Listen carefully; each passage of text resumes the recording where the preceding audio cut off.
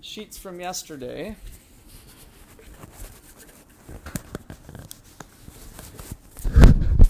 We left off with the possibility of having a repeated game, correct? So we were trying to explore how we would handle the situation if we were playing this thing an infinite number of times. So let's recap what we did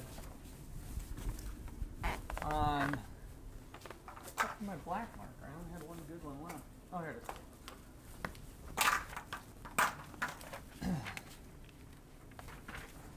So we had Honda and Suzuki. And what equilibrium did we come to for them?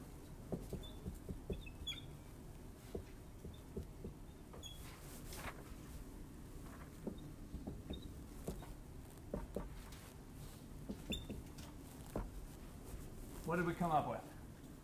2020. Now, one thing that they don't emphasize too much in this book, I don't think, but technically the strategy is offer-offer. The strategy equilibrium is the choices that they make, not the payoffs that they get. Even though it's not, a egregious fault to think that way, but start thinking in terms of the strategies they want to employ, because as we generalize this to other situations where there might be uncertainty, it'll be a little more helpful to think of that. So we had offer as the Nash equilibrium in a one-shot game, and that was part A, right? One shot. Suppose the game is played 3 times. What did we figure out? Wouldn't change, and why? What was the logic of why we wouldn't think it would change? Backwards induction. So in the very last period, so we start from the back and work our way forward, how would players want to behave in the last period? They would want to choose this way to try to get that last, so basically the same analysis we did for the one shot. And then if they're going to do it that period, they'd want to do it the previous period. It's optimal to play it the second period. And so this ends up being the answer for A and B through thinking of working yourself backwards through the process. So part C is the most interesting and probably the most difficult. What if we play an infinite number of times? What if we play an infinite number of times? So we're going to play once, we're going to play twice, we're going to play 3 times. So what does Honda's payout look like? Here's once, twice, 3 times, ... n times, right? Or we don't know what n is. Or it just kind of goes on indefinitely. Probably should just leave the ... going. So how might that change things?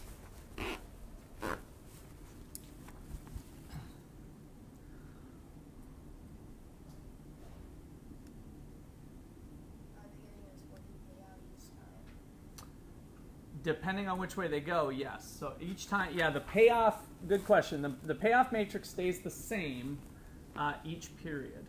The only tweak we're making is that we're playing it at an unlimited amount of times. Taking into account the rest of that. Suzuki and Honda formed an agreement to not offer warranties to customers and so on. Oh, okay. And then we're talking about cheating. So so let's just read the rest of that again. So each one's formed an agreement not to offer warranties to their customers. Each firm plans to use a grim trigger strategy to encourage compliance with the agreement.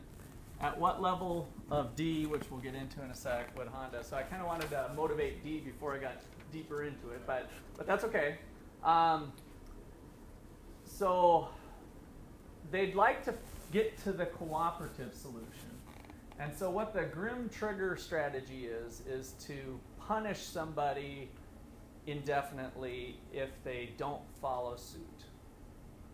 So the Grimm, and it's also called the Grim Reaper strategy, like you're dead to me if you screw this up. So we have this deal, and the deal is that we don't offer warranties to get the cooperative solution. Each firm, as we know, has incentive to cheat on that agreement. So if Honda does it, they get 120 versus 50, but it's only for that time period. And then if they take Suzuki's threat as credible that they will be dead to them for the rest of the time, if that's the strategy, then for the rest of their life, they earn 20. So what we want to do is map out the incentive to cheat right out of the gate. So we have this deal, and boom, let's play. And they're like, oh, you sucker, you screwed me. So let's look at that incentive to cheat. So what is the expected payoff from cheating for Honda? 120, time period 1. And then second time period, how much? 20. With the 120, I lose 20. I wasn't sure if I was hearing 120 or 20. So 20, 20. With the Grim Reaper strategy, as soon as Honda screwed them, then it's going to be 20 for the rest of the time. Okay, now I'm going to put in a little more guts than what the chapter does in this particular section. And the reason is we are going to skip chapter 13. We're not going to do chapter 13. So chapter 13 is something that I covered in pretty good detail in Money and Banking class, which those of you who haven't had that class will have that class if you're an econ major. And a few of you have. Who had it? Chelsea and Curtis and John. Yeah. So that whole chapter focuses a lot on the bond market and present value and net present value, all kinds of stuff that we'll cover in a different course. So we're going to skip that one.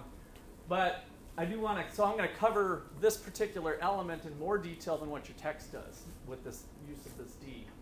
So in general, what does Honda like better? This 20 bucks or this 20 bucks? Which one's better? This 20 bucks or this 20 bucks? Period 2s. Why? I agree with you. It's more present, right? It's closer to present. Now than the third period is. You'll get it sooner than this one. So that brings in the whole time value of money. So if I offered you, what would you rather have? 20 bucks today or 20 bucks a year from now? Most people are going to jump on today. And the same is true if I said, what would you rather have? 20 bucks a year from now or 20 bucks 2 years from now? I'd rather take it sooner than later, holding all of the things constant. So that is the present value of money. And so when you guys have seen this in, I think, principles class or something else too, but the future value of a sum is equal to the present value times 1 plus an interest rate raised to some number of time periods out in the future. What does that mean? I give you 100 bucks and you're going to get 10% interest for 1 year. What do you have after that? You got 100 plus 100 times 10% is 10 bucks. I end up getting 110 bucks. Simple present value of money. The key thing that is harder to digest is going in reverse. To go in reverse, what we're saying is that, hey, $110 a year from now, today is worth to me 100 bucks. So if I say, what's 110 bucks 1 year from now worth to you? You say 100 bucks. So it goes backwards and forwards that way with present value and future value. Okay, now, how this is going to end up relating, I guess since I started down this path to this problem, is your textbook talks about a factor D. And it's really a discount factor. And so how the textbook presents it here, which is fine, we need to learn this way too, but I'm just going to tie these two things together, is it says, well, hey, if this 20 bucks isn't worth as much as this 20 bucks, how much is it not worth to you? And some people might say, well, I think it's only worth 90% of its value. And somebody else might say, I think it's only worth 75% of its value. So a future amount is always worth bringing it back some fraction of a percent. And that's what this D is. Now in this problem here, with a little bit of manipulation, which I could tie more generically, but let me do one step here. I can take 1 plus 10% and raise this to the 1 power and multiply it times 110. Look at that equation. Is that legit? Those of you who haven't dealt with exponents for a while, if you've got an exponent over a fraction, how do you distribute it? You distribute it equally to each, both the numerator and the denominator. So 1 to the 1 power is 1, no problem there. And then I get back to having a 1 down here. That's all fine. And so we can take this factor here and lump it all together and call it D. D raised to the 1 power times 110. And this is a little bit touching on then what this D factor is coming back to. Now, somebody pull out a calculator. 1 over 1.1 is what? Exactly. So I'm not looking for a couple decimals. 1 over 1.1 equals what? How much? 1. Oh, you got some rounding set up on there. Curtis, what'd you get? 0.91. Give me point. I'd like it even. How about 0.9090? Okay, I just wanted to throw that all out there because there is a connection that doesn't work perfectly, but approximately this 10% ends up being 90%. That's not going to work perfectly, but it's roughly it. And so conceptually, that's what's going on with this problem. My D is equal to 90%. And so in this case, this person would be saying, well, $20 today is only worth 0.9 times 20, or 0.9090, and that's less than 20. Okay? So that's the concept of this D. It's a discount factor. And this discount factor is related to the time value of money stuff that you've learned in either previous classes or you'll see once again. So, I guess in short, and I looked in the future chapter up here. We're not going to cover it anyway, so I guess it doesn't really matter. So this is your extra bonus part that you should write down. The present value is equal to 1 over 1 plus I, all raised to the n power times the future value. And then this is where your textbook gets this D. D raised to the n power equals the future value. So as we work out this problem, we're going to use D to represent that. So let D be equal to a discount factor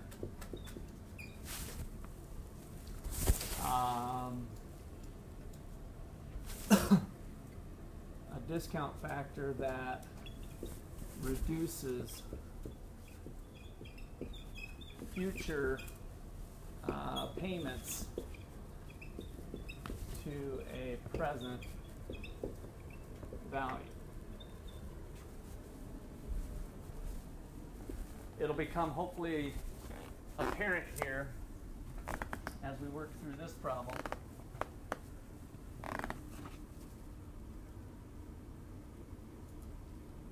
So the value going forward for Honda changes.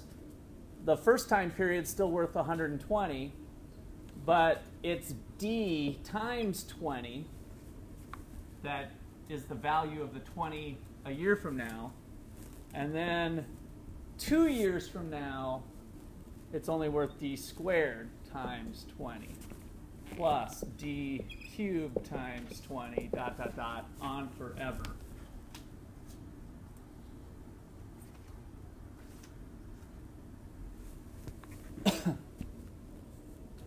That Oh. future value has to do anything with inflation or something? It can be all related to, yes, that. So a more complicated form of this would be adding inflation into the picture. So we could replace the nominal rate with the real rate plus the So I inflation know rate. there's a table, like a setup table. I've seen it in past classes. in accounting. Present value, future value tables. So Yeah. it's basically that, but just you don't have it in the table. Well, since you brought it up, the nominal rate is equal to the real rate plus the inflation rate. So you could actually substitute that into that part if you wanted to bring inflation into the picture. But we're not. Not this one. All right. So if D equals 0.9, let's calculate it out. Let's make sure. I'm seeing a few starry-eyed. I'm seeing a few heads nod, but I'm seeing a few starry-eyed. So 120 plus D times 20 is 18 plus, now it's D squared, 0.9 squared times 20 equals, give me to 2 decimal places. Is your calculator really not set for that? No, it's only giving me 6. Okay, somehow you should find, there'll be a setting to add decimals. How much? 16.2. 16.20? Okay. And then let's do this last one. 14.58. Okay, so now we see the power of money coming in the future, that it's going to diminish.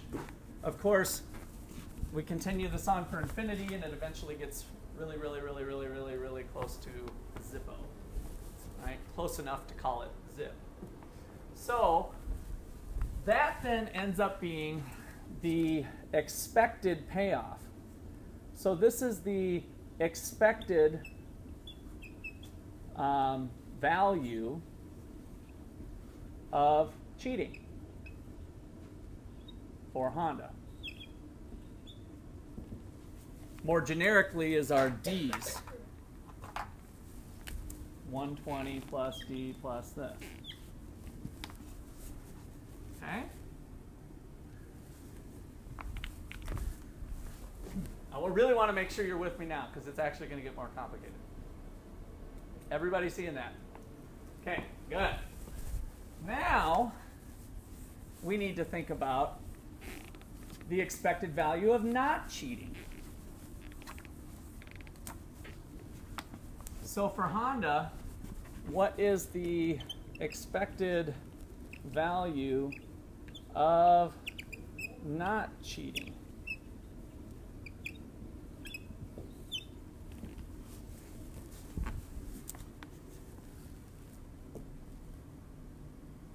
Taking as given that the other one's playing the grim trigger strategy, right? So we remember, as Michael pointed out here, both of them agreed not to, so they're both not cheating currently, and we've got this grim trigger strategy in place. So if they don't cheat, taking as given that the other one's going to play that strategy, what do we get the first period? 50. Second period, 50. Third period, 50. Dot, dot, dot. But how does this 50 compare to this 50? Discount. It's discounted. So now we just apply d.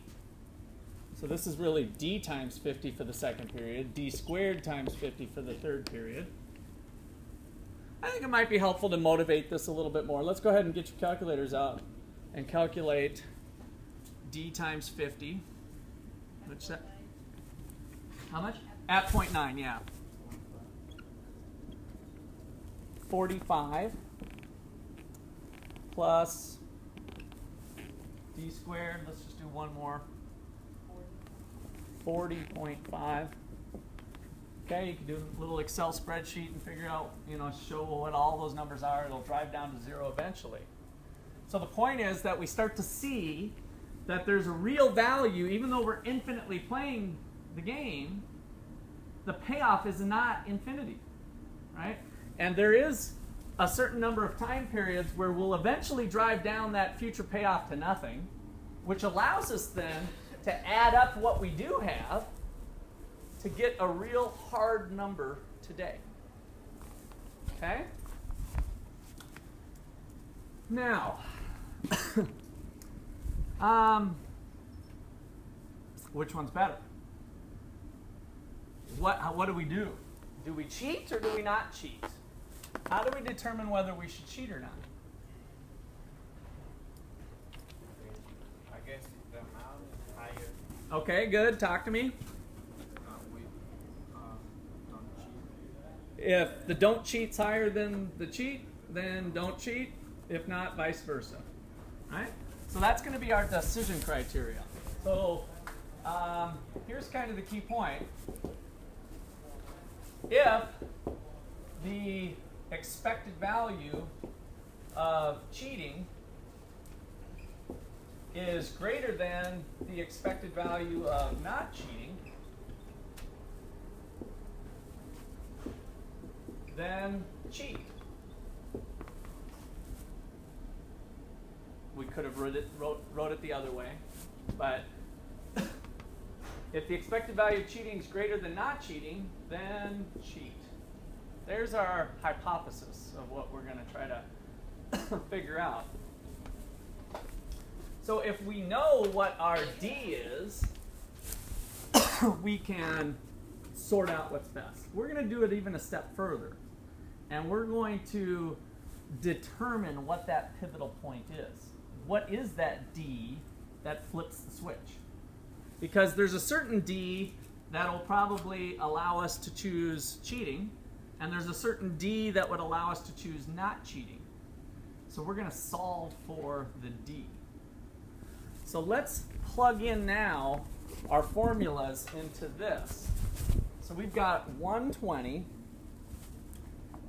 plus D 20 plus D squared 20, and let's just go dot, dot, dot, has got to be greater than the expected value of not cheating, which is 50, plus D50 plus D squared 50, dot, dot, dot. Put that in parentheses.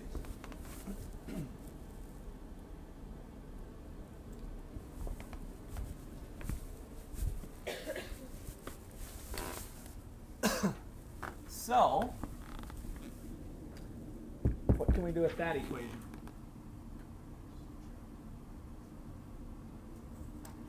Factor out. Good. Factor out what? I think you're going to have trouble doing that. You can factor out the 20. Right? You can't factor out the D because this goes D plus D squared plus D cubed all the way down the road. But you can factor out the 20. So we got 120 plus 20 times D plus D squared plus dot, dot, dot has got to be greater than 50 plus, and we can do the same thing here, 50 times D plus D squared plus dot, dot, dot.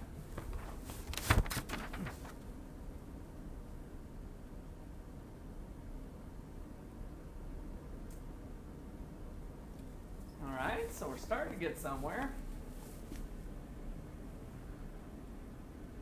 Now, how do we solve for D? That's what we're trying to do. we got a little more simplification. We've got a 50 and a 20 that can be, 120 can be combined. So if I bring this 50 over here, we could try doing something like that. All right, so if I bring the 50 over here, I got 70. And can I bring this over here? Yeah, because we got the same garbage here. That's like a big old X or something, right? Just a big old chunk. So we could do those chunks together and say 50's got to be greater than 50 minus 20 equals 30 d plus d squared plus dot dot dot chunk. Okay, write that step down. I'll wait for you because this is the good stuff.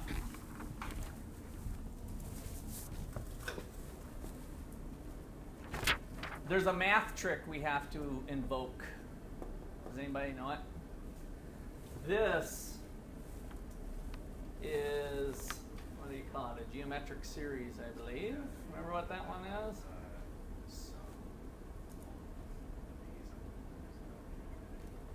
What's that?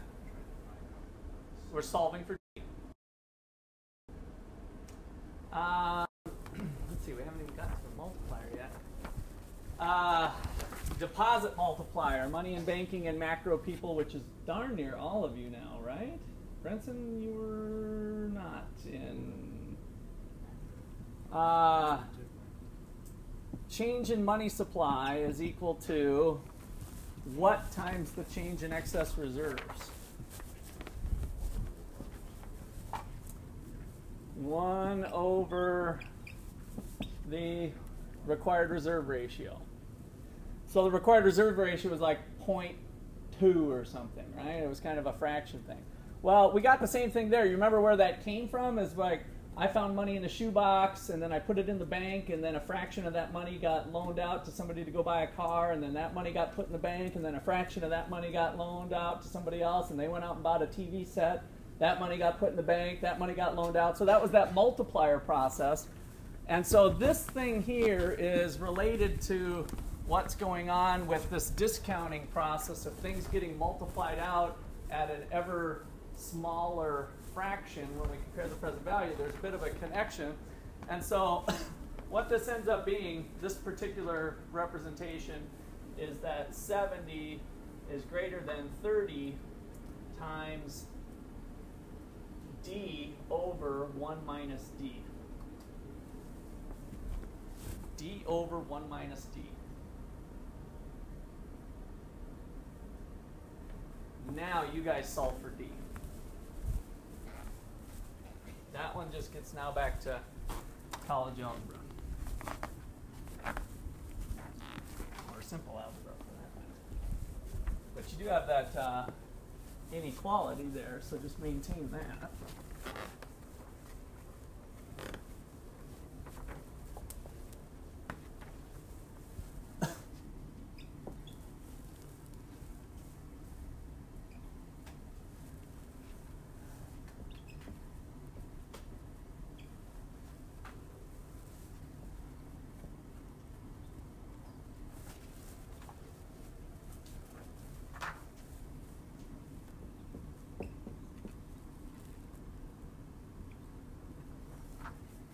Anybody get it? We didn't have D. That was when he was given. Just to get understanding. I hope somebody's beating me. What'd you get? 7/10. So 70 over 100 has got to be greater than or equal to D. So D's got to be less than 0.7. If we flip this back around, D has to be less than 0.7 for what to be the best way to go? Then cheat. If D is less than 0.7, cheat. If D is 0.8, don't cheat. We've solved for our variable, our discount factor, that ultimately determines what the best course of action is to do, whether we should cheat or not. And again, all we're doing in this case is solving to see which number's bigger. And it depends on what that person's discount factor is. So we've talked about that in other classes, their opportunity cost, potentially what their discount factor is. But by solving for D, it kind of helps us see where we're at. Now, how much do you discount future sums? You know, is D likely to be greater or less than 0.7? I don't know. So is 20 bucks, what did we do? We did 0.9, right? So 0.9 turned out to be 18 bucks. So if our D was 0.9, then that leads us to what we should be doing. Okay? So this is solving sequential problems. 0.7. Honda is, and the last thing I might leave with you since we got this is therefore Honda is indifferent. If we want to think to indifference curves, is indifferent between cheating and not cheating. Let me finish writing and I'll explain. Is indifferent between cheating and not cheating when D equals 0.7 is the flip way of looking at that, right? We just solved the point where they'd be indifferent. The way I set up the test here is D less than 7 tells us cheat. Okay? Did that answer your question, or what were you asking, Rand? Why indifferent? Yeah. At exactly D equals 7, we solve for this equation where they're equal. So now the expected value of cheating is equal to the expected value of not cheating, so I don't care. I'll either cheat or I won't cheat, flip a coin. Okay. Okay?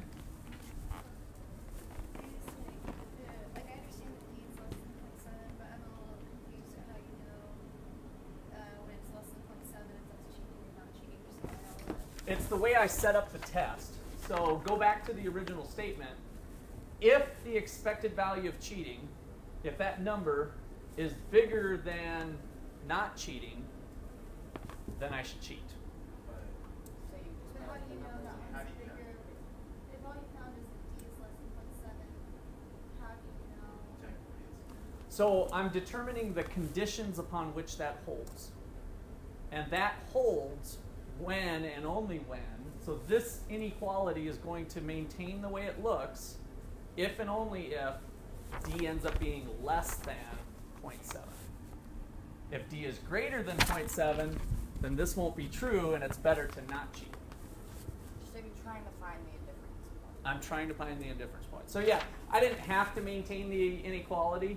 In fact, I don't think your textbook answer does not maintain it, but this is probably your textbook. They go through another example in the body of your text, and they maintain the inequality. Because then, what this does is helps you start to think about how we do hypothesis testing. If this condition holds, this is how I behave. I solve for conditions where that holds and drove it down to one parameter, D, which was really the linchpin to the whole thing. That's what held it all together, is D. Nothing else mattered actually in this in this context. So like say I got confused, could you go back in and plug like D into that equation? Yeah. If Plug D into this. Unfortunately, you'd be doing No, I an mean, infinite like, number of plugging. I meant, Oh. like, D over 1 minus D, could you plug it into that? Like, Oh yeah, yeah. Go ahead and do it. 0.7 over 0.3 equals 70 over 30. If you guys look at it, you'll probably see it right away. 70 over 30 equals 0.7 over 0.3, right? See? Because I've got to swing the 30 over there. 0.7 over 0.3. Got it. Michael. There's starting off with brainstorming about the DreamWorks and Disney Mm-hmm. kind of situation, that advertising, and on the bottom there's a little footnote about there's a possibility that the game may end at any point in time.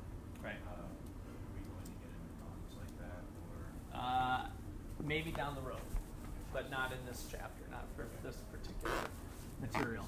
just solve it in a different way? How do you, so I was just curious.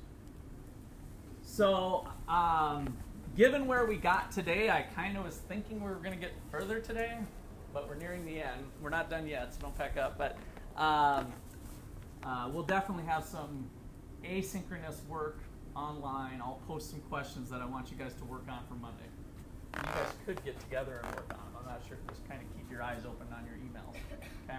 So you let us know. Yeah. Postpone. So, before we do wrap up, though, here's what your problems would be, which you guys already have the answers to anyway. But the other things I wanted to cover was just a couple of the last concepts. And that is bringing a sequential game into it. So there are two forms that we use in game theory. One is called the reduced form, which is what we've been doing with the payoff matrix. The other form is called the extensive form or game tree. So you can refer to a game tree. That's kind of it helps you think about the way it is. So on your one with the games are you and playthings. It says games are you and playthings.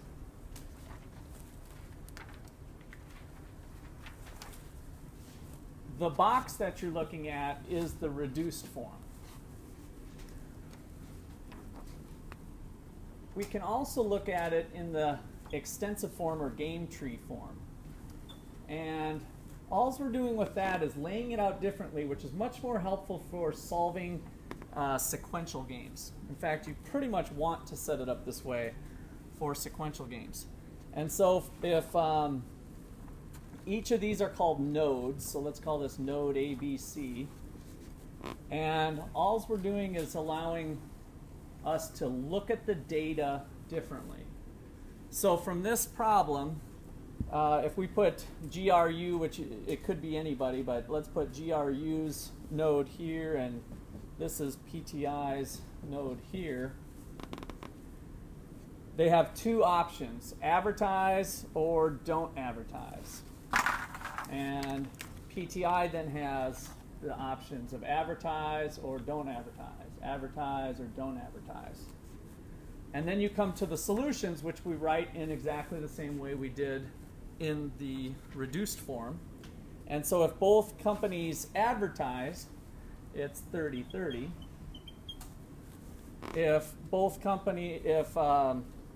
GRU advertises and the other one doesn't, it's 70-20.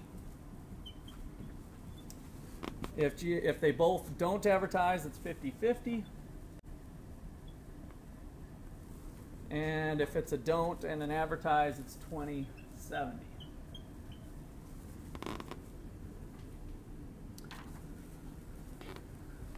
Now, if we play this as a sequential game, so how this problem looks up is we look at normal form and Nash equilibrium, all of that stuff still holds. But if we allow GRU to choose first and then PTI to move second, how should GRU choose?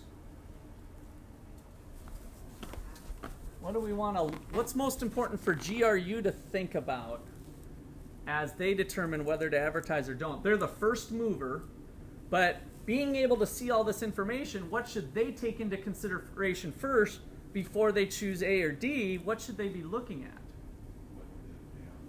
What the other person's payoff is, right? So if they go this direction, PTI has now the choice of advertising or don't. Well, we know, and I liked your textbook check marks. This is kind of a nice technique. They are going to pick this one. And down here, they're going to pick that one. And the reason you look there first is because these payoffs really become irrelevant for GRI or for GRU. They're just going to be able to really realize this one or this one. And so obviously what should they pick? If that's their really only two choices and you can essentially ignore the other ones, they should pick that one. Because 30 is greater than 20. And so these double check marks end up being the Nash equilibrium.